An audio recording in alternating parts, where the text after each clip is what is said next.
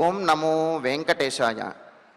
విద్యున్నిభాంబోధసు విగ్రహాయ కర్ణావతంసోజ్వలకుండలాయ కారుణ్యపాత్రాయ సవంశజాయ నమోస్తు రామాయ సలక్ష్మణాయ.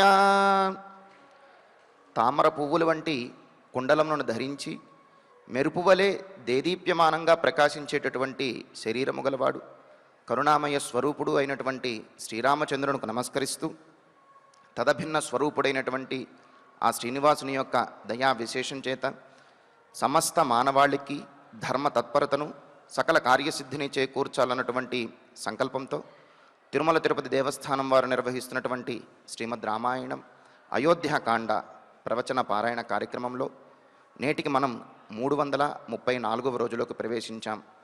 ఈ కార్యక్రమంలో ముందుగా అన్నమాచార్యుల వారి సంకీర్తన అయినటువంటి నమో నారాయణాయ అనేటువంటి సంకీర్తనను శ్రీమాన్ కె సరస్వతీ ప్రసాద్ గారు, అన్నమాచార్య ప్రాజెక్టు కళాకారులు వారి బృందం యొక్క సహకారంతో ఆలపిస్తారు.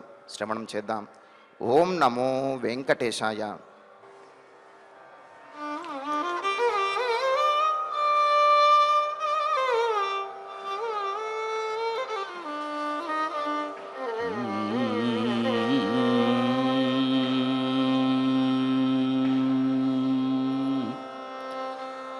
నమో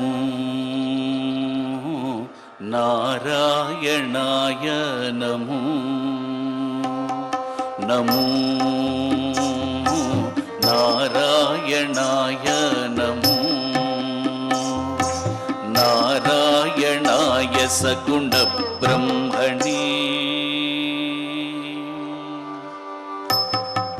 నారాయణాయ సగుణ బ్రహ్మణి సర్వపారాయణాయ శోభనమూర్తయే నమో నారాయణాయ నమో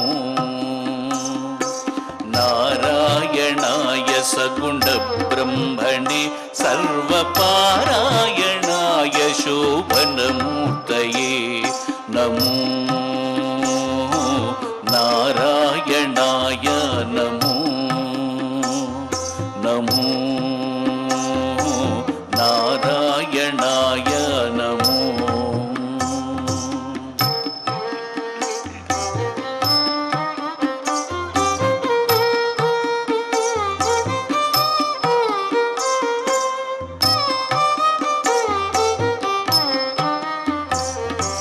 నిత్యాయ విభుద సంస్తుత్యాయ నిత్యాధిపత్యాయ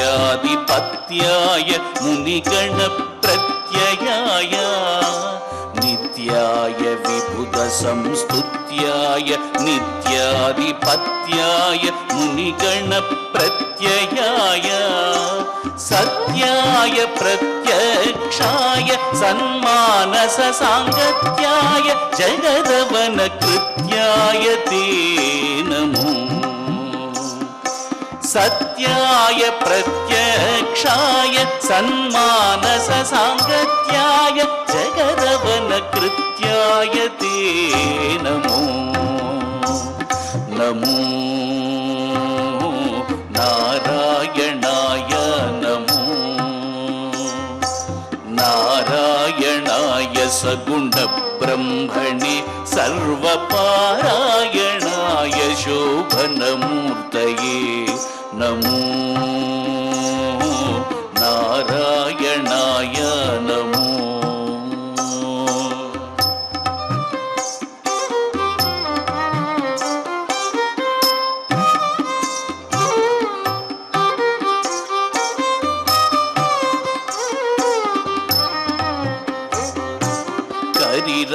కరిరాజవరదాయ కౌస్తుభభరణాయ మురవైరిణి జగన్మోహనాయ కరిరాజవరదాయ కౌస్తుభభరణాయ మురవైరిణి జగన్మోహనాయ తరుణీందు కోటీర తరుణి మనస్తోత్ర పరితోష చిత్తాయ పరమాయ తే నమో తరుణీందు కోటీర తరుణి मनस्तोत्र परितोष चित्ताय परमाय ते नमो नमो नारायणाय नमो नारायणाय सगुण ब्रह्मणे सर्वपारायणाय शोभनमूर्तये नमो नारायणाय नमो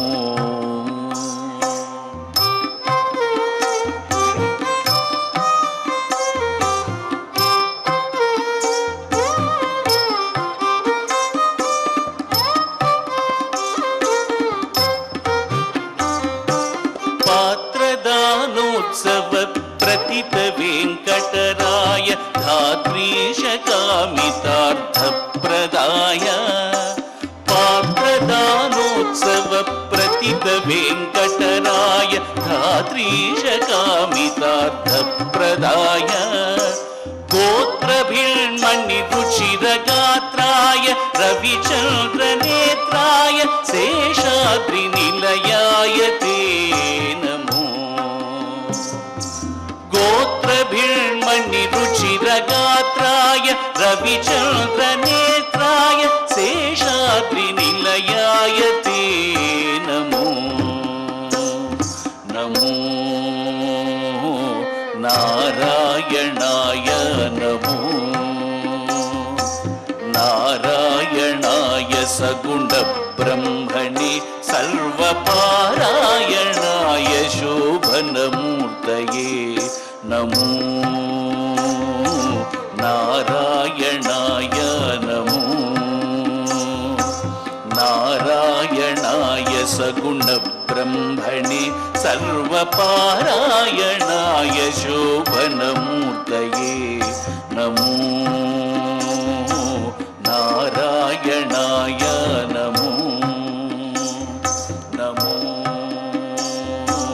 नारायणाय नमो नमो नारायणाय नमो సంకీర్తనను ఎంతో చక్కగా శ్రవణం చేశాం. ఇక ఇప్పుడు శ్రీ గురు ధ్యానపూర్వకంగా సంకల్ప వాక్యాలను అందరము కలిసి పలుకుతూ ఈ కార్యక్రమాన్ని ప్రారంభం చేసుకుందాం. శ్రీ గురు ధ్యానం గురుర్బ్రహ్మా గురుర్విష్ణు గురుర్దేవో మహేశ్వరః గురుః సాక్షాత్ పరం బ్రహ్మ తస్మై శ్రీ గురవే నమః. శ్రీనివాస ధ్యానం శ్రీవేంకటాద్రినిలయః కమలాకాముకః పుమాన్ అభంగుర విభూతిర్నః తరంగయతు మంగళం. అథ సంకల్పః శ్రీమదాదివరాహ క్షేత్రే విరాజమానస్య శ్రీపద్మావతీ జానేః అఖిలాండకోటి బ్రహ్మాండనాయకస్య శ్రీరామచంద్ర రూపాంతరస్య భగవతః శ్రీవేంకటేశ్వర స్వామినః సన్నిధౌ హనుమత్ సీతా లక్ష్మణ భరత శత్రుఘ్న పరివార సమేత శ్రీరామచంద్ర పరబ్రహ్మణః పరిపూర్ణానుగ్రహేణ అస్మిన్ భువనే సమస్తాధివ్యాధీనాం నివారణార్థం భారతవర్షే విద్యా విత్త వాణిజ్య కృషి వైద్య వైజ్ఞానిక దేశరక్షణాదిరంగేషు విద్యమానానాం ఆస్తిక మహాజనానాం సర్వేషాం సకుటుంబానాం ఆయురారోగ్యైశ్వర్య సద్బుద్ధీత్యాది సర్వశుభఫలప్రాప్త్యర్థం ధర్మాచరణద్వారా శ్రీరామరాజ్యస్య పునర్వ్యవస్థాపనార్థం ఉద్యోగార్థినాం సముచితోద్యోగప్రాప్త్యర్థం దంపతీనాం అనుకూలదాంపత్యసిద్ధ్యర్థం సంతానస్య పితృవాక్యపరిపాలనానుకూల బుద్ధిప్రచోదనార్థం సకలకార్యసిద్ధ్యర్థం గోసంరక్షణార్థం చ శ్రీమద్వాల్మీకి రామాయణే అయోధ్యాకాండే యథాశక్తి శ్లోకం వ్యాఖ్యాన పురస్సరం 40 సర్గశ్లోకపారాయణం తథా శ్రీధన్వంతరి మంత్రపారాయణం చ అన్యోన్యసాహాయ్యేన ఆచార్యముఖేన కరిష్యామహే. శ్రీవాల్మీకి ప్రార్థనా కూజంతం రామ రామేతి మధురం మధురాక్షరం ఆరుహ్య కవితాశాఖాం వందే వాల్మీకి కోకిలం. శ్రీ ఆంజనేయ ప్రార్థనా మనోజవం మారుతతుల్యవేగం జితేంద్రియం బుద్ధిమతాం వరిష్టం వాతాత్మజం వానరయూధముఖ్యం శ్రీరామదూతం శిరసా నమామి. శ్రీరామయణ ప్రార్థనా వాల్మీకి గిరి సంభూత రామసాగరగామిని పునాతి భువనం పుణ్య రామాయణ మహానది. శ్రీరామ ప్రార్థనా అయోధ్యాఖ్యేతు గుర్వర్ధే త్యక్త్వా రాజ్యం గిరౌ వసన్ పాదుకే భరతాయాదాత్ స రామః శరణం మమ. శ్రీరామచంద్ర పరబ్రహ్మణే నమః. అథ శ్రీమద్ రామాయణే ఆదికావ్యే అయోధ్యాకాండే 40 సర్గాః. శ్రీమన్నారాయణ చరణౌ శరణం ప్రపద్యే. శ్రీమతే నారాయణాయ నమః. శ్రీరామాయ నమః. సృష్టస్త్వం వనవాసాయ స్వనురక్తః సుహృజ్జనే రామే ప్రమాదం మాకార్షి పుత్ర భ్రాతరి గచ్చతి. సుమిత్రాదేవి లక్ష్మణుడితో చెబుతున్నటువంటి మాటలు. సీతారాములతో కలిసి వనవాసానికి బయలుదేరినటువంటి లక్ష్మణస్వామి మరి బయలుదేరబోతూ ఒక్కసారి తల్లికి పాదములు బట్టి నమస్కరించాడు. వెంటనే సుమిత్రాదేవికి ఎంతో ఆనందం కలిగింది. ఒకంత దుఃఖము, ఒకంత ఆనందము, మరింత గర్వము. ఆనందం అన్నమాట. ఎందుకు అంటే ఇంతటి గొప్పవాడినా నేను కన్నది అని చెప్పి రామచంద్రమూర్తి తండ్రి ప్రతిజ్ఞను నెరవేర్చడం కోసం వనవాసానికి బయలుదేరితే లక్ష్మణుడు అన్నగారి కోసమని వనవాసానికి బయలుదేరుతున్నాడు. మరి అలా బయలుదేరేవాడిని సుమిత్రాదేవి నాయనా నువ్వు జాగ్రత్తగా ఉండు అని చెప్పకుండా రాముణ్ణి జాగ్రత్తగా చూసుకో తండ్రి అని చెప్పి చెబుతున్నది. పైగా ఆమె అంటున్నది, నీవు రాముడితో పాటు వనవాసానికి వెళ్ళడానికే జన్మించావు నాయన, అదే నీ జన్మకు సార్థకత, అన్నను అనుసరించడమే అని చెబుతున్నది. అందుకే కదా సుమిత్రాదేవి అంత గొప్పదిగా కీర్తించబడింది. మరో విశేషం ఏమిటి అంటే నిన్న కూడా మనం అనుకున్నాం, కౌసల్య సుమిత్ర కైకేయుల్లో గొప్పవారు ఎవరు అంటే సుమిత్రాదేవే మొదట గొప్పది, ఆ తర్వాతే కౌసల్యాదేవి అనే విషయం కూడా మనం చెప్పుకున్నాం. మరి సుమిత్రాదేవి అంటున్నటువంటి మాటలు, పుత్ర కుమార, నీవు వనవాసాయ సృష్ట, రాముడితో పాటు వనవాసానికి వెళ్ళడానికే జన్మించావు నాయన, సృష్టించబడ్డావు. నీవు నీ అన్నగారి యందు ప్రేమతో ఉంటూ రాముడు వనవాసానికి వెళుతుంటే ప్రమాదం ఆకార్షి, నీవు ఏమరపాటు లేకుండా రాముడితో ఉండి ఆయనకు రక్షకుడిగా ఉండు అని చెప్పి అన్నది సుమిత్రాదేవి. కౌసల్యాదేవి లోకరక్షణ కోసమని రామచంద్రమూర్తిని కంటే నీవు నా చేత ఎందుకు కనబడ్డావో తెలుసా? రాముణ్ణి రక్షించడం కోసం నీవు జన్మించావు నాయన, కావున నీ కర్తవ్యాన్ని నీవు నెరవేర్చు అని చెప్పి అన్నది. పైగా రామే ప్రమాదం ఆకార్షి అన్నప్పుడు అనవధానంగా ఏమరపాటుతోటి ఎందుకు ఉంటాడు లక్ష్మణస్వామి? అన్నగారి మీద అంత ప్రేమ కలిగిన వాడు అంటే మరి రాముని యొక్క నడక, ఆయన యొక్క సౌందర్యము, దివ్యమంగళ విగ్రహుడు కదా, ఆయన్ని చూసిన తర్వాత ఇంకేమి గుర్తుంటుంది?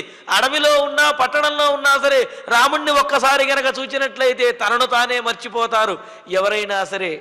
అటువంటిది ఏకాంత ప్రదేశంలో ఎటువంటి ఇతరములైనటువంటి ఆ ఇబ్బందులు కానీ లేకపోతే ఎటువంటి ఇతరములైనటువంటి విఘ్నములు అంతరాయములు లేకుండా రాముణ్ణి తదేక దృష్టితో చూచే అవకాశం వచ్చినప్పుడు మరి రాముణ్ణి చూస్తున్నటువంటి లక్ష్మణుడు తనను తాను మర్చిపోయి తాను ఎక్కడ ఉన్నానో కూడా మర్చిపోతాడు కదా.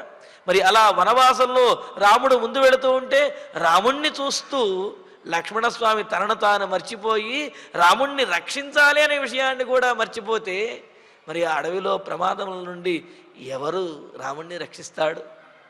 అసలు వస్తుతః రాముణ్ణి రక్షించవలసినటువంటి అవసరం ఎవరికీ లేదు. ఎందుకంటే స్వవీర్యగుప్తాహి మనోప్రసూతి అని అన్నారు. రాముడు తన శౌర్యవీర్య పరాక్రమాలతోటే రక్షించుకోగలడు. కానీ రాముడితో పాటు సీతాదేవి కూడా ఉన్నది కావున రాముడు తన రక్షణ విడిచిపెట్టేసి సీతాదేవిని రక్షించాలి అనే ఆ దృష్టితో ఉంటాడు. కావున రాముడిని రక్షించడానికి లక్ష్మణస్వామి రాముడి మీద దృష్టి పెట్టి ఉండాలి. అందుకనే సుమిత్రాదేవి విధంగా చెబుతూ ఉన్నదన్నమాట. అంతేకాదు ఇంకా పెద్దలు వివరిస్తారు, నాయన నీవు ఎటువంటి కోరిక లేకుండా నిరపేక్షా భావనతోటే రాముని చరణములను ఆశ్రయించాలి అని చెప్పి అనుకుంటున్నావు. అందుకే కదా లక్ష్మణస్వామి అంటాడు సీతాదేవితోటి, తల్లి నీ ఒక్కదానివే వనవాసానికి వెళ్ళి రాముడితో పాటు వెళ్ళి రాముణ్ణి సేవించాలనుకుంటున్నావేమో, ఆ భాగ్యాన్ని నాకు కూడా ఇవ్వవమ్మా. తవైవ దక్షిణపాద మమ సవ్యో భవిష్యతి, నువ్వు ఆ కుడికాలును సేవించుకో, ఆ ఎడంకాలు సేవించే అవకాశం నాకివ్వు, రామచంద్రమూర్తిని నేను సేవించుకుంటానని చెప్పి లక్ష్మణస్వామి అన్నాడు కదా.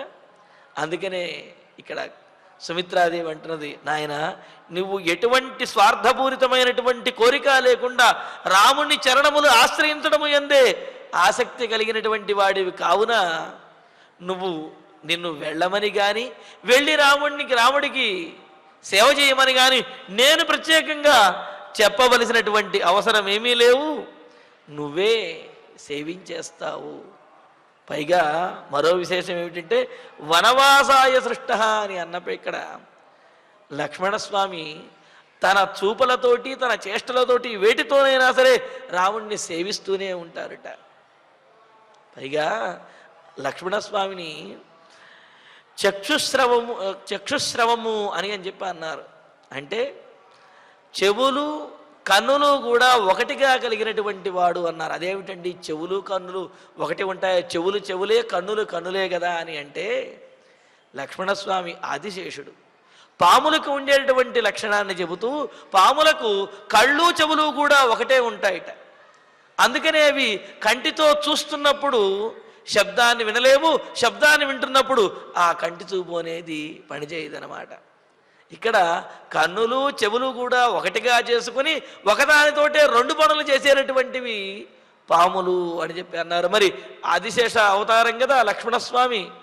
అందుకనే ఇక్కడ సుమిత్రాదేవి అంటున్నది, నువ్వు నీ కన్నులతోటి రామచంద్రమూర్తిని చూస్తూనే అలాగే రాముని కలిగేటువంటి ఆపదలను గమనిస్తూ రాముణ్ణి రక్షించాలి తప్ప అలా చూస్తూ ఉండిపోయి ఆయన యొక్క ముగ్ధ మనోహర రూపానికి నీవు కూడా ముగ్ధుడు అయిపోయి ఆ ఏమరపాటుని ఏమాత్రం చెందవద్దు.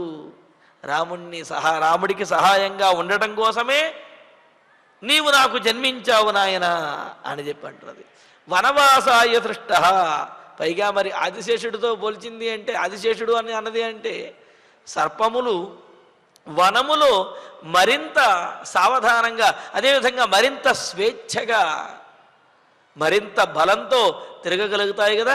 కావున నీవు ఈ అయోధ్యానగరంలో కంటే కూడా వనవాసంలో మరింత వేగంగాను మరింత అప్రమత్తుడిగా ఉండి నీవు రామచంద్రమూర్తిని అనుసరించాలి అని చెప్పటం ఇందులో ఉన్నటువంటి మరొక విశేషం. మరో విలక్షణమైనటువంటి విశేషం కూడా చెప్పారు. సృష్టస్త్వం వనవాసాయ అని చెప్పి అన్నది కదా, నీవు వనవాసం కోసమే సృష్టించబడ్డావు అని. ఇక్కడ వనవాస శబ్దానికి వనవాసాయ అన్న చోట నమో నారాయణాయ అనే అర్థం కూడా మనకు వస్తూ ఉన్నది. అదేంటండి ఎలా వస్తుంది అంటే, నారాయణాయ అన్న చోట అయనం యస్య, నారములు అంటే నీరు అని అన్నారు. అందుకని ఆపో నార ఇతి ప్రోక్తాః, ఆపో నార ఇతి ప్రోక్తాః అని చెప్పి నారములు అంటే నీరు, జలములు అని అర్థం. అటువంటి జలములు కలిగినటువంటి సముద్రం అన్నమాట. అటువంటి జలములు అయనము వాసముగా కలిగినటువంటి వాడు కావున నారాయణుడు అని చెప్పి అన్నారు. మరి ఆ జలములకే మరి ఒక పేరు వనము అనే అర్థం కూడా ఉన్నది. కావున నారాయణ అని అంటే జలములు నివాసముగా కలిగినటువంటి వాడు అని అర్థము. మరి ఆ జలములకే మరొక పేరు వనము అని ఉంది. కావున ఇక్కడ కూడా వనము అంటే నార శబ్దం ద్వారా వనము అనే దానికి నారాహ అని అర్థము, వాసము అంటే నివాసము అని అర్థము. కావున వనవాస అంటే నారాయణ అని అర్థం. వనవాసాయ నారాయణాయ సృష్టించబడ్డావు అంటే నీవు నారాయణుని కోసము సృష్టించబడ్డావు. పరమాత్మ అయినటువంటి ఆ శ్రీమన్నారాయణుని కోసమే నీవు సృష్టించబడ్డావు నాయన. నీవు సామాన్యుడివి కాదు, నీవు ఆదిశేషుడివి. ఎందుకని? ఆదిశేషుడు ఏం చేస్తాడు? తయా సహాసీన అనంతభోగిని ప్రకృష్ట విజ్ఞాన బలైకధామిని ఫణాఫణివ్రాత మయూఖమండన ప్రకాశ మానోదర దివ్యధామని నివాస శయ్యాసన పాదుకాంశుకోపధాన వర్షాతప వారణాదిభి శరీర భేదైస్తవ శేషతాంగతై యథోచితం శేష ఇతీరితే జనై అని చెప్పినట్లుగా శేషుని పని ఒక్కటే. నారాయణునికి ఏ సమయంలో, ఏ అవస్థలో, ఏ కాలములో ఎటువంటి అవసరం ఉంటుందో ఆ సమయంలో, ఆ అవస్థలో, ఆ కాలములో అటువంటి రూపాన్ని దాల్చి నారాయణునికి సేవ చేయటమే శేషుని యొక్క, ఆయన యొక్క కర్తవ్యం. అందుకనే సర్వకాల సర్వదేశ సర్వావస్థల యందు కూడా నారాయణుణ్ణి అంటిపెట్టుకుని ఉండి నారాయణునికి కావలసిన సకల ఉపచారములు చేసేటటువంటి వాడే శేషుడు. అందుకనే ఇక్కడ సృష్టస్త్వం వనవాసాయ, వనవాస శబ్దానికి నారాయణ అని అర్థము. వనవాసాయ నారాయణుని కొరకు త్వం సృష్ట, నీవు జన్మించావు. వైకుంఠంలో ఉన్నప్పుడు ఆదిశేషునిగా ఉన్నావు. మరి రాముడు ఈ లోకంలో మానవుడిగా జన్మించాడు. కావున ఆ రాముడి కోసమే, ఆ శ్రీమన్నారాయణుని కోసమే నీవు లక్ష్మణునిగా జన్మించావు. కావున నీ జన్మ యొక్క సార్థకతే, నీ జన్మ యొక్క ప్రయోజనమే నారాయణుణ్ణి, ఆ శ్రీరామచంద్రమూర్తిని సేవించటము. కావున నీవు సేవించాలి నాయన అని అన్నది. అలాగే స్వనురక్త సుహృజ్జనే అని చెప్పి కూడా అంటున్నది. ఇంకో విశేషం కూడా లక్ష్మణుల్లో ఉన్నటువంటి విశేషము, రాముని భక్తులకు లేకపోతే రాముణ్ణి ఆశ్రయించినటువంటి వారికి ఏదైనా కనుక కొంత ఇబ్బంది కలిగింది అంటే రామునికే కోపం వస్తుంది. కానీ రాముని కంటే క్షణకాలం ముందే లక్ష్మణస్వామికి మరింత కోపం వస్తుందిట. అందుకని ఇక్కడ ఏమంటుంది? స్వనురక్త సుహృజ్జనే. సామాన్యుల విషయంలో, స్నేహితుల విషయంలో, ఆశ్రితుల విషయంలో నీవు అనురక్త, అత్యంత ప్రేమాభిమానములు కలిగినటువంటి నీవు వారిని రక్షించాలి అనే ధ్యేయం కలిగినటువంటి వాడు. మరి వారిని రక్షించాలి అంటే వారిని రక్షించేటటువంటి సకల లోక రక్షకుడైన జగద్రక్షకుడైనటువంటి వాడు ఎవడైతే ఉన్నాడో అటువంటి వాడిని కనుక ఆశ్రయించినట్లయితే వారి ద్వారా అందరినీ కూడా రక్షించగలుగుతావు. నీవు వీరుడవు, నీవు సమర్థుడవు, కానీ రామచంద్రమూర్తి నిన్ను మించినటువంటి వాడు కావున నీవు రాముడిని కనుక రక్షించినట్లయితే, నీవు రాముడికి తోడుగా ఉన్నట్లయితే రాముడే నీవు కోరుకున్నటువంటి వారందరినీ కూడా సంరక్షిస్తాడు. కావున ఈ లోకము మీద సకల జీవుల యందు కూడా ఎంతో అభిమానము ఆదరము కలిగినటువంటి నీవు ఆ సకల లోక రక్షకుడు, అందరికీ కూడా ఆశ్రయనీయుడైనటువంటి ఆ శ్రీరామచంద్రుణ్ణి రక్షించడం కోసము రామునితో పాటు నీవు వనవాసానికి వెళ్ళాలి నాయన. కావున సకల జీవులకు ఆధారభూతుడైనటువంటి రాముడిని సకల జీవుల యందు కూడా ప్రేమ కలిగినటువంటి నీవు అనుసరించాలి, ప్రీతి కలిగినటువంటి వాడివిగా నీవు ఉండాలి అని అన్నది. మరి మరో విశేషం కూడా చెబుతారు. సుహృజ్జనే రామే స్వనురక్త రామే ప్రమాదం ఆకర్షి. మంచి మనస్సు కలిగినటువంటి వాడైన, నీయందే మనస్సు కలిగినటువంటి వాడైన, తన మనస్సు నిండా నిన్ను నింపుకుని ఉన్నటువంటి వాడైన రామచంద్రుని యందు అనురక్త, నీవు కూడా అత్యంత ప్రేమాభిమానములు కలిగినటువంటి వాడివి. అంతే కదా. ఆ లక్ష్మణస్వామి లేకపోతే రాముడు కనీసం నిద్ర కూడా పోయేవాడు కాదుట. మృష్టమన్న ముపానీతం అశ్నాతి నచతం వినా నచతేన వినా నిద్రాం లభతే పురుషోత్తమ అని చెప్పి మనకు చెప్పినట్లుగా లక్ష్మణుడు లేకపోతే రాముడికి కనీసం నిద్ర కూడా పట్టేది కాదుట. ఎందుకు అంటే బహిప్రాణ ఇవాపరహ, బయట తిరుగుతున్నటువంటి ప్రాణం లాంటి వాడు రామచంద్రమూర్తికి లక్ష్మణుడు. ప్రాణములు మనతో ఉంటేనే ఆ శ్వాస సవ్యంగా ఆడుతున్నప్పుడే, శ్వాస సవ్యంగా పీల్చగలిగినప్పుడే మనకు నిద్ర పడుతుంది. ఎప్పుడైతే సరైనటువంటి శ్వాస అందదో అప్పుడు నిద్ర పట్టదు కదా. మరి రామచంద్రమూర్తికి బయట తిరుగుతున్నటువంటి ప్రాణం లాంటి వాడు లక్ష్మణస్వామి. కావున లక్ష్మణస్వామి దగ్గర ఉంటేనే రామచంద్రుడు ప్రశాంతంగా ఉండగలుగుతాడు. లక్ష్మణస్వామిని విడిచి ఉండలేడు. మరి పరస్పరము అంతటి ప్రేమాభిమానములు కలిగినటువంటి వారు మీరు. అందులో అన్నగారిని విడవలేనటువంటి నీవు ఆయనతో వెళ్ళమని నేను చెప్పాలా నాయన? నువ్వెటు ఆయనతో వెళతావు. అయినప్పటికీ కూడా తల్లిగా నేను చెప్పవలసినటువంటి బాధ్యత ఉన్నది కావున నేను చెబుతున్నాను, కానీ ఇవన్నీ నేను ప్రత్యేకంగా చెప్పవలసిన అవసరం లేదు. సృష్టస్త్వం వనవాసాయ, నీవు రామునితో వనవాసానికి వెళ్ళడానికే జన్మించావు. కావున రామే ప్రమాదం ఆకర్షి, రాముడి విషయంలో ఎప్పుడూ కూడా నీవు యమనపాటుతోటి అనవధానతతోటి అనవధానంగా అజాగ్రత్తగా ఎప్పుడూ కూడా ఉండవద్దు. ఎల్లప్పుడూ కూడా జాగరూకుడవై ఉండి జాగ్రత్తగా రాముణ్ణి కంటికి రెప్పలాగా కాచుకోవలసినటువంటి బాధ్యత నీదే అని చెప్పి అన్నది. ఇందులో మరో విశేషం ఏమిటి అంటే, మరి లక్ష్మణస్వామిని ఆదిశేషుడు అనే విషయాన్ని కూడా అంతరార్థంగా ఇక్కడ తెలియజేసింది కదా. అయితే మరి పాములకి కళ్ళు చెవులు కూడా ఒకటే ఉంటాయి అని అనుకున్నాం కదా. మరి పాములు కన్నులతో చూస్తున్నప్పుడు ఆ చెవులతో వినలేము అనుకున్నాం కదా. మరి కన్నులతోటి రామచంద్రమూర్తి యొక్క గజసింహ గతీవీరౌ శార్దూల వృషభోపమౌ అని చెప్పినట్లుగా మరి గజము వంటి, సింహము వంటి, పులి వంటి, వృషభము వంటి అనేకమైన విలక్షణమైన నడకలు కలిగినటువంటి రాముణ్ణి అలా చూస్తూ ఉండిపోతే మరి లక్ష్మణస్వామికి ఏమీ వినపడదు కదా. మరి వినపడనప్పుడు ఆ వస్తున్నటువంటి ఆపదలను గ్రహించలేడేమోనని సావధానంగా ఉండు నాయన అని చెప్పి సుమిత్రాదేవి లక్ష్మణస్వామికి ఈ విధంగా హెచ్చరిస్తూ తెలియజేస్తూ ఉన్నదన్నమాట. అంటే రామునితో పాటు లక్ష్మణస్వామిని వనవాసానికి పంపించడం సుమిత్రాదేవికి మనస్ఫూర్తిగా ఇష్టము. అంతే తప్ప నా సవతి కొడుక్కి వనవాసం చేయవలసినటువంటి అవసరం పడింది, నా కొడుక్కేమొచ్చింది, ఎందుకు చెయ్యాలి అనే ఇటువంటి భేదభావన సుమిత్రాదేవికి లేదు. అందుకనే ఆమె ఉత్తమురాలిగా, అంటే ఏమిటి, కౌసల్య కంటే కూడా ఉత్తమురాలిగా సుమిత్రాదేవిని కీర్తించారు.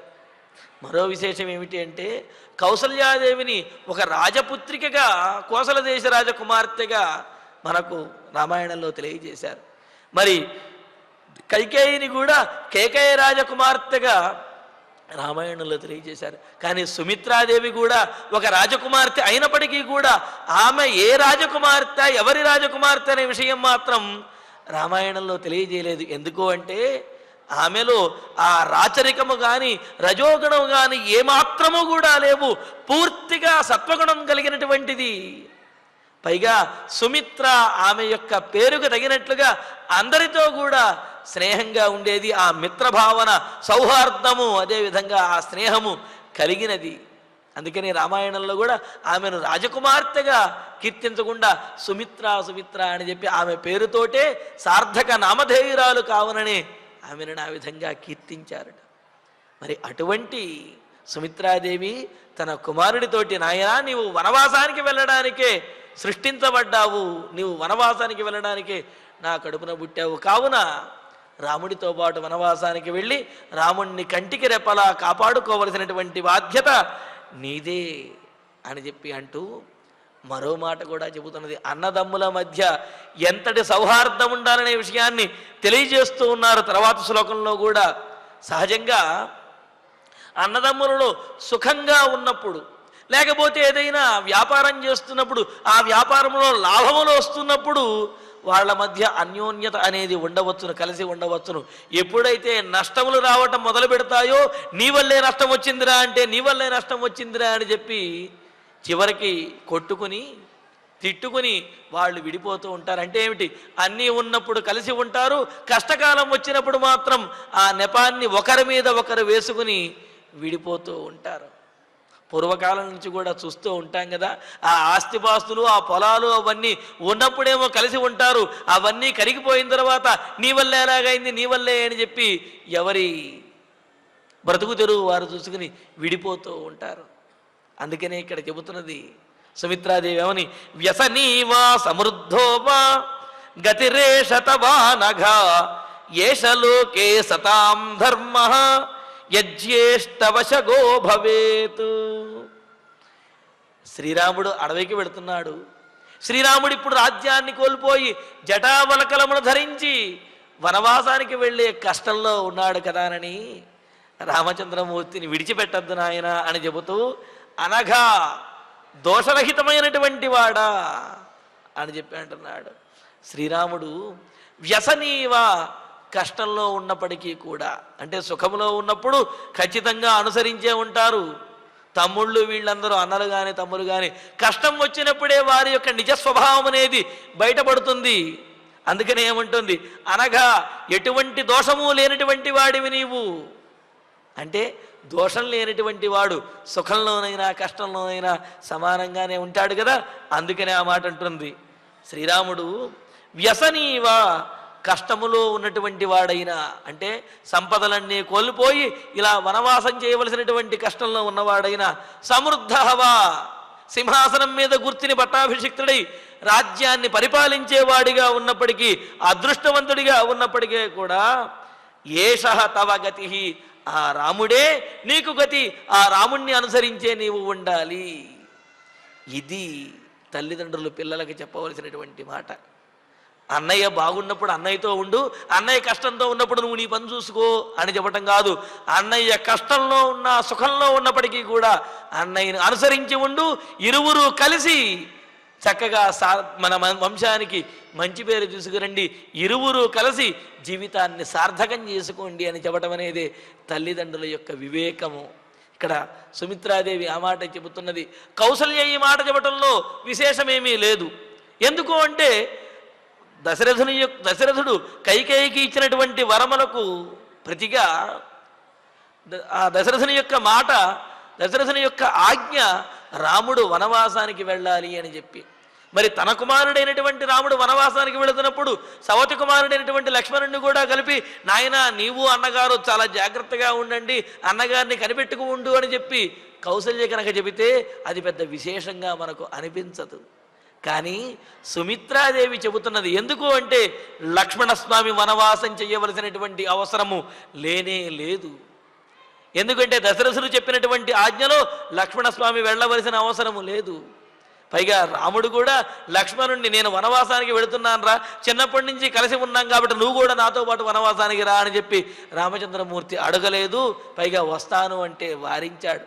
అయినప్పటికీ కూడా అన్నగారి మీద ఉన్నటువంటి ప్రేమతోటి స్వార్థం ఏమాత్రము లేకుండా బయలుదేరినటువంటి వాడు, వనవాసానికి బయలుదేరినటువంటి వాడు లక్ష్మణస్వామి. మరి అటువంటి లక్ష్మణుడితోటి తల్లి అయినటువంటి సుమిత్రాదేవి తన సవతి కుమారుడి కోసం తన కుమారుణ్ణి వనవాసానికి పంపిస్తున్నటువంటి ఉత్తమురాలు సుమిత్రాదేవి. అందుకనే ఆమెను అంత గొప్పగా కీర్తించారు. ఏమంటున్నది? అనగా దోషరహితుడా, ఎటువంటి కల్మషము లేనటువంటి లక్ష్మణ, రామచంద్రమూర్తి వ్యసనీవా, కష్టంలో ఉన్నప్పటికీ కూడా సమృద్ధవా, ఆయన పట్టాభిషిక్తుడై సంపదలతో కూడి ఉన్నప్పటికీ కూడా, ఎలా ఉన్నప్పటికీ తవ గతి, రాముడే నీకు గతి, రాముడినే నీవు అనుసరించి ఉండాలి. ఎందుకు అంటే జ్యేష్ఠ వశగ భవేత్, తమ్ముళ్ళు అన్నగారి యొక్క అధీనంలో అన్నగారిని అనుసరించి ఉండాలి అనేది ధర్మము కదా. ఇతి యత్ లోకే సతాం ధర్మ, ఈ ధర్మాన్ని అందరూ పాటించకపోయినా సతాం ధర్మ, మంచివారైనటువంటి ధర్మాత్ములైనటువంటి సత్యవాక్ పరిపాలన కలిగినటువంటి సాధుజనులైనటువంటి నీబోటి వారు మాత్రం తప్పనిసరిగా పాలిస్తారు. నువ్వు ఆ విధంగా పరిపాలించి తీరవలసిందే అని చెప్పి చెబుతున్నది. ఎందుకు అంటే జ్యేష్ఠ భ్రాత పితృసమహ అని చెప్పి అన్నారు. పెద్ద అన్నగారు తండ్రితో సమానమైనటువంటి వాడు కావున కుమారులు తండ్రిని ఏ విధంగా అయితే అనుసరిస్తారో పెద్ద అన్నయ్యను కూడా ఆ విధంగా అనుసరించాలి అని చెప్పి ఈ విధంగా సుమిత్రాదేవి లక్ష్మణస్వామికి చెబుతూ, ఇదే ధర్మము నాయన, నువ్వు ఏదైతే ఎంచుకున్నావో అదే ధర్మము, ఆ విషయంలో సందేహము లేదు. చక్కగా నిస్సంశయంగా ఎటువంటి కల్మషము లేనటువంటి నీవు అన్నగారిని అనుసరించి ఉండు. ఆయన కష్టములో ఉన్నాడు కదా అని ఏమాత్రము తక్కువ చేయవద్దు. ఆయనను అనుసరించడమే నీకు పరమావధి, అంతకు మించినటువంటిది ఏమీ లేదు. అదే ధర్మము, అదే సత్పురుషుల యొక్క ధర్మము అని చెప్పి సుమిత్రాదేవి చాలా అంటే నిశ్చయమైనటువంటి బుద్ధితోటి స్పష్టంగా తెలియజేస్తూ లక్ష్మణస్వామికి ఆశీస్సులిచ్చి పంపిస్తున్నది. ఇదం మిహి వృత్తముచితం కులస్యాస్య సనాతనం దానం దీక్షా చ యజ్ఞేషు తనుత్యాగో మృధేషు చ. అంతేకాదు నాయన, కేవలము ధర్మము అన్నయ్యను అనుసరించడము అనేది అది ఒక్కటే కాదు, కేవలం ధర్మం మాత్రమే కాదు. మన వంశంలో పుట్టినటువంటి వీరులందరికీ కూడా ఒక అలవాటు ఉన్నది. ఏమిటో తెలుసా? జ్యేష్ఠ సోదరుణ్ణి అనుసరించడం ఒకటి అయితే, మరొకటి వారి వారి శౌర్యవీర్య పరాక్రమములు ధర్మము కోసమే వెచ్చించడం, ధర్మము కోసమే వాటిని వినియోగించడం అనేది కూడా మన వంశంలో ఉన్నటువంటి సంప్రదాయం. అందుకనే మరొక పరమధర్మాన్ని కూడా తెలియజేస్తున్నాను అంటూ, యజ్ఞేషు, యజ్ఞములలో దానం దీక్షాచ, యజ్ఞంలో దానం చెయ్యటము, అదేవిధంగా దీక్షగా నియమనిష్టలతో ఉండటము ఎంత గొప్ప ఫలాలను ఇస్తాయో. అంటే చూడండి, యజ్ఞము చేశాము అంటే అదేదో ఇతరుల యొక్క మెప్పు కోసము పూజలు చేస్తున్నాము అంటే, మా ఇంట్లో పూజ చాలా గ్రాండ్గా జరిగిందండి అంటే చాలా గ్రాండ్గా కాదు, చాలా భక్తిగా జరగాలి, చాలా నిష్ఠగా జరగాలి అన్నమాట. కావున ఆ యజ్ఞములు చేసేటప్పుడు, పూజలు చేసేటప్పుడు ఆ నిష్ఠ, అలాగే దానము, దాన ధర్మములు అనేవి చేయాలంటారు కదా, ఆ దానములు ఎంత గొప్ప ఫలాన్ని ఇస్తాయో. అలాగే మృధేషు తనుత్యాగ, యుద్ధములో తన శరీరాన్ని విడిచైనా సరే, తన ప్రాణములు లెక్క చేయకుండానైనా సరే తన వారిని కాపాడుకోవటం ఏదైతే ఉందో అది కూడా ఆ వీరునికి అంత ఫలాన్ని ఇస్తుంది. అంటే అనేక యజ్ఞములు నిష్ఠగా చేస్తే ఎంతటి ఫలమైతే వస్తుందో అంతటి ఫలము యుద్ధంలో ప్రాణములు లెక్క చేయకుండా వీరుడిలాగా పోరాడి తన వారిని కాపాడుకోవటం ద్వారా అంతటి ఫలం అనేది వస్తుంది. అందుకే కదా యుద్ధంలో గతించినటువంటి వారికి వీరస్వర్గం అనేది ప్రాప్తిస్తుంది అని అంటారు. అంటే ఆ ప్రాణములు లెక్క చేయకుండా వీరోచితంగా పోరాడడం అనేది వీరులకు స్వర్గాన్ని తెచ్చిపెడుతుంది. యజ్ఞయాగాదుల ద్వారా కూడా మనకు ప్రాప్తించేవి స్వర్గములే. అలాగే యుద్ధంలో పోరాడి ప్రాణములు లెక్క చేయకుండా పోరాటం వల్ల వచ్చేవి కూడా స్వర్గములే కావున అందుకనే ఇక్కడ ఏం చెబుతున్నాడు, దానములు, యజ్ఞములు, దీక్ష చేయటము ఇవి ఎలాగో అదేవిధంగా యుద్ధములలో శరీర త్యాగం అంటే ప్రాణములు లెక్క చేయకుండా పోరాడటం అనేది కూడా ఈ ఇక్ష్వాకు వంశంలో ఉన్నటువంటి రాజులు పూర్వం నుండి ఆచరిస్తున్నటువంటి సంప్రదాయము. మన పూర్వీకులు ఎవరూ కూడా తమ శరీరము కోసం పారిపోయినటువంటి వారు కాదు, తమ ప్రాణమును పణంగా పెట్టి ఆశ్రితులందరినీ కూడా రక్షించినటువంటి వాళ్ళు, దేవతలకు కూడా సహాయం చేసినటువంటి వారు తన ప్రాణమును ఎప్పుడూ కూడా లెక్క చేయలేదన్నమాట. యుద్ధం అనేది వారికి వీర విహారంలాగా చాలా ఇష్టంగా ఉండేది. అలాగే నాయన నీవు కూడా ఆ అరణ్యంలో నీ ప్రాణములు అర్పించి అయినా సరే రామచంద్రమూర్తిని కాపాడుకో, ఇదే నీ కర్తవ్యము అని చెప్పి లక్ష్మణస్వామికి సుమిత్రాదేవి చెబుతున్నది. మరి ఇంత గొప్పగా చెప్పగలిగినటువంటి తల్లి ఇంకెవరుంటారు? అందుకని ఏమంటోంది, తనుత్యాగ, యుద్ధములలో శరీరాన్ని విడిచి అయినా సరే తన వాన్ని కాపాడుకోవడం అనేది అస్య కులస్య ఉచితం, నీవు పుట్టినటువంటి ఈ వంశానికి సముచితమైనటువంటిది. నీవు పుట్టినటువంటి ఈ వంశంలో పూర్వీకులందరూ కూడా ఆచరించినటువంటిది. తమ స్వార్థం కోసం కాకుండా తమ ప్రాణములను అర్పించి అయినా సరే తమ వారిని కాపాడుకోవటం కోసమే మీ వంశంలో వారందరూ కూడా పాటుపడ్డారు. కావున అటువంటి కులోచిత మతిమైనటువంటి నీవు, కులోచిత మతిహి అని చెప్పి అన్నారు. అంటే ఏమిటి, తాను పుట్టినటువంటి ఆ వంశం ఏదైతే ఉందో తదనుగుణంగా ఇతని యొక్క ప్రవర్తన ఉండాలి తప్ప తానేదో గొప్ప వంశంలో జన్మించాను అనే గర్వంతో ఆ వంశానికి చెడ్డ పేరు తెచ్చే విధంగా ఉంటే ఆ వంశంలో ఉన్నటువంటి పూర్వీకులందరూ కూడా కన్నీళ్లు తాగి వాళ్ళందరూ కూడా తిట్టుకుంటారట. ఇటువంటి దౌర్భాగ్యుడా మన వంశంలో పుట్టింది, ఇటువంటి వాడి చేత మనం తర్పణాలు గ్రహించబోయేది అని చెప్పి ఆ పితృదేవతలందరూ కూడా విలపిస్తారట. అందుకనే ఆ ఏ వంశంలో అయితే జన్మించారో ఆ వంశానికి చెడ్డ పేరు తెచ్చే విధంగా వ్యవహరించకూడదు. సజాతో ఏన జాతేన యాతి వంశ సమున్నతిం పరివర్తిని సంసారే మృతఃకోవా నజాయతే అని అన్నారు. ఎవరి జన్మ వలన అయితే, ఎవరు పుట్టడం వలన అయితే వంశానికి మంచి పేరు వస్తుందో, ఎవరు పుట్టడం వల్ల వంశానికి ఉన్న చెడ్డ పేరు తొలగిపోతుందో అటువంటి వాడిదే నిజమైనటువంటి జన్మ.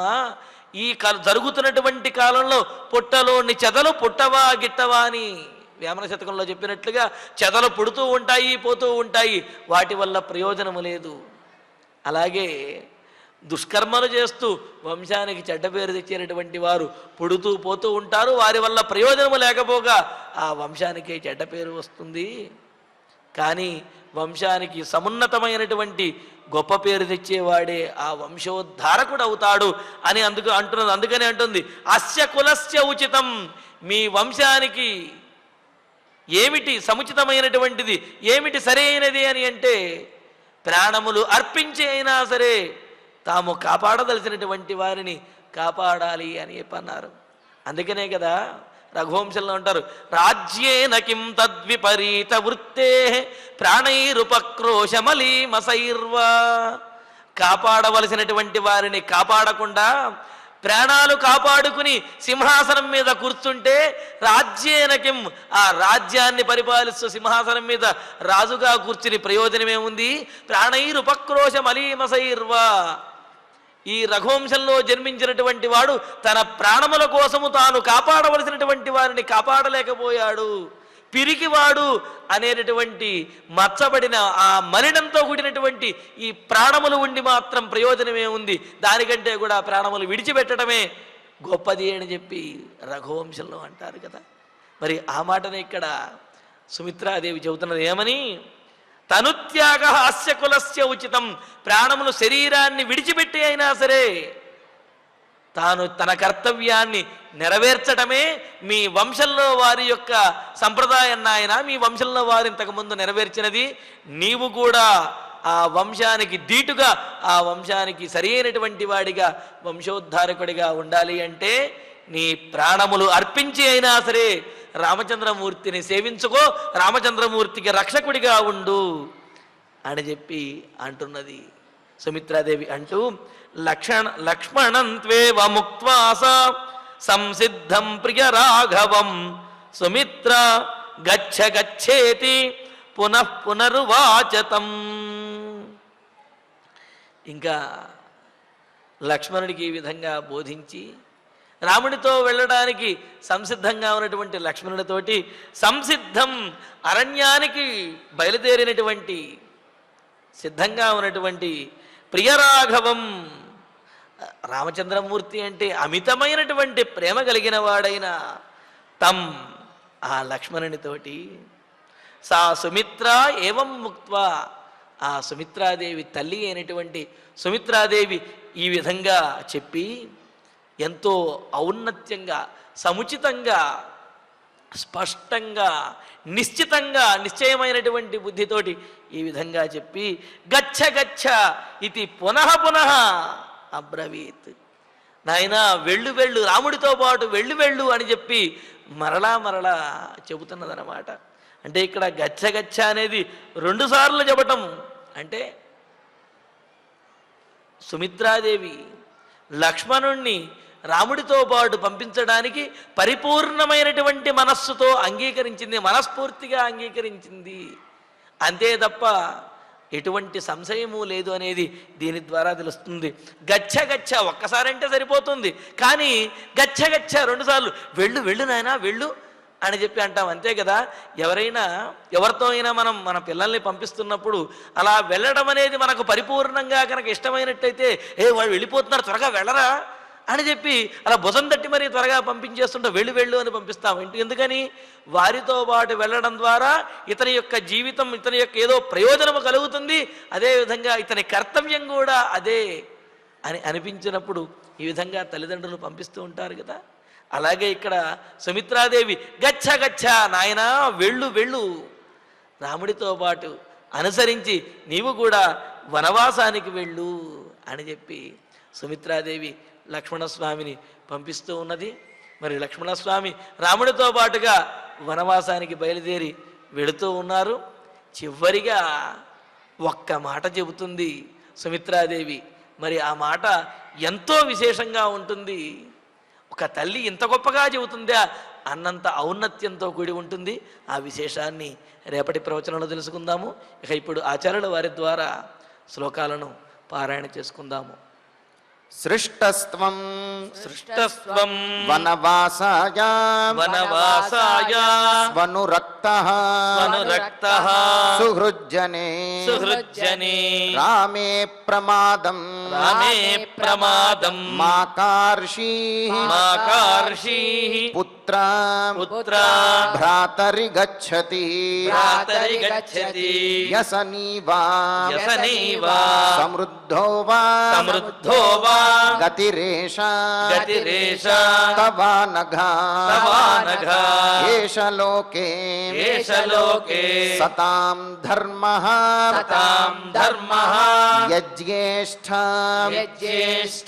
వశగో భవేత్ యజ్ఞేష్ఠ వశగో భవేత్ ఇదం హి వృత్తం ఉచితం కులస్యాస్య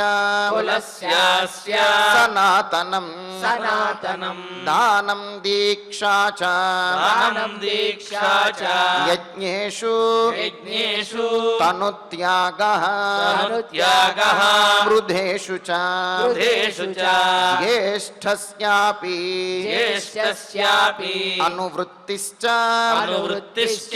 రాజవంశస్య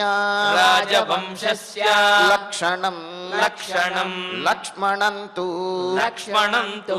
ఏవముక్త్వా సా ఏవముక్త్వా సా సంసిద్ధం సంసిద్ధం ప్రియరాఘవం ప్రియరాఘవం సుమిత్రా సుమిత్రా గచ్చ గచ్చేతి గచ్చ గచ్చేతి పునః పునః పునః పునః ఉవాచతం ఉవాచతం ఇత్యార్షే ఇత్యార్షే శ్రీమద్ రామాయణే శ్రీమద్ రామాయణే ఆదికావ్యే ఆదికావ్యే అయోధ్యాకాండే అయోధ్యాకాండే చత్వారింశే సర్గే చత్వారింశే సర్గే చత్వారః శ్లోకాః చత్వారః శ్లోకాః. ఫలశ్రుతి నుండి మంగళాంతం వరకు అందరము కలిసి పఠిద్దాం. ఫలశ్రుతి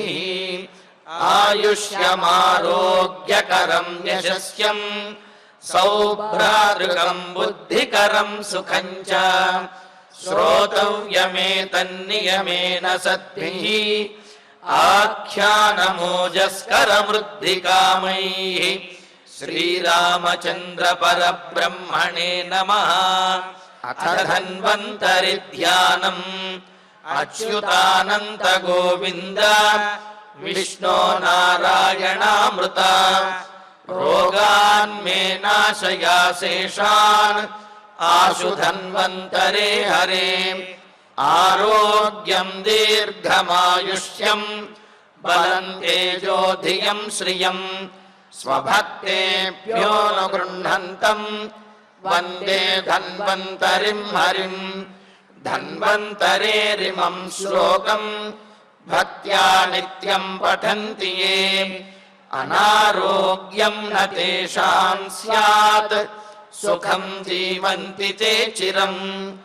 ఓం నమో భగవతే వాసుదేవాయ. ధన్వంతరయే అమృతకలశహస్తాయ వజ్రజలౌకహస్తాయ సర్వామయ వినాశనాయ త్రైలోక్యనాథాయ మహావిష్ణవే స్వాహా. ఓం వాసుదేవాయ విద్మహే సుధాహస్తాయ ధీమహి తన్నో ధన్వంతరి ప్రచోదయాత్. అథ నవగ్రహ ప్రార్థనా. ఆరోగ్యం పద్మబంధుర్వితరతు నితరాం సంపదం శీతరశ్మిః. భూలాభం భూమిపుత్రః సకలగుణయుతాం వాగ్విభూతిం చ సౌమ్యః. సౌభాగ్యం దేవమంత్రీ రిపుభయశమనం భార్గవః. శౌర్యమార్కిః దీర్ఘాయుః సైంహికేయః. విపులతరయశః కేతుః ఆచంద్రతారం. అరిష్టాని ప్రణశ్యంతు దురితాని భయాని చ. శాంతిరస్తు శుభం మేస్తు గ్రహాః కుర్వంతు మంగళం. అథ క్షమా ప్రార్థనా. యదక్షరపదభ్రష్టం మాత్రాహీనం చ యద్భవేత్ తత్సర్వం క్షమ్యతాం దేవ నారాయణ నమోస్తుతే. అథ భగవత్సమర్పణం. కాయేన వాచా మనసేంద్రియైర్వా బుద్ధ్యాత్మనా వా ప్రకృతే స్వభావాత్ కరోమి యద్యత్ సకలం పరస్మై నారాయణాయేతి సమర్పయామి. అథ మంగళం శ్రియః కాంతాయ కళ్యాణ నిధయే నిధయేర్థినాం. శ్రీవేంకట నివాసాయ శ్రీనివాసాయ మంగళం.